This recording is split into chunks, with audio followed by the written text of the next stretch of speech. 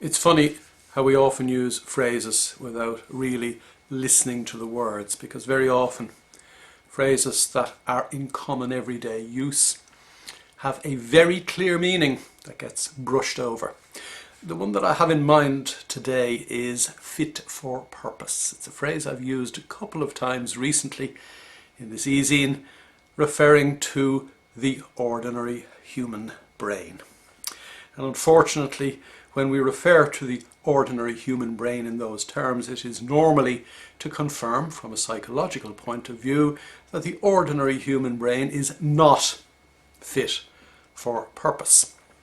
Now, we've been through this before in a variety of different places on this website. For good evolutionary reasons, our brains are wired to not focus on the present moment, to enable us do everything we need to do in the present moment automatically without paying attention. That's cool if you are a hunter-gatherer and you want to make it through the day. But most of the people that I work with want a little more out of life than simply making it through the day, and therefore they need to have their brain fit for purpose. Meditation's credentials in relation to making our brains fit are, at this stage, impeccable. First of all, mindfulness-based stress reduction therapy has a long track record.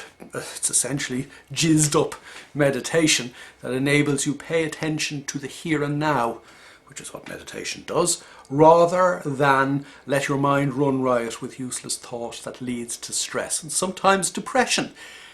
And that is why mindfulness-based cognitive therapy has such a track record in the treatment of chronic depression. More recently, neuroscience has confirmed that meditation activates the part of the brain that is most important to enable us achieve anything, or certainly get what we want out of life, the brain's central executive. And more recently again, neuroscience has confirmed that if you meditate regularly over a period of time, the research actually relates to an 8-week experimental period, that part of your brain is fitter and bigger and stronger. So that's the fit bit. But listen to the phrase, fit for purpose. What is your purpose? You get up in the morning, I assume, with a purpose in mind. In the old days, in evolutionary times, our purpose was, as I said, to make it through the day. But what is your purpose? Are you clear in relation to what your purpose is for the next hour, for today, for this week, in the grander scheme of things? Fit for purpose actually encapsulates all there is to know about how you go about getting what you want out of life. Fit is mindfulness.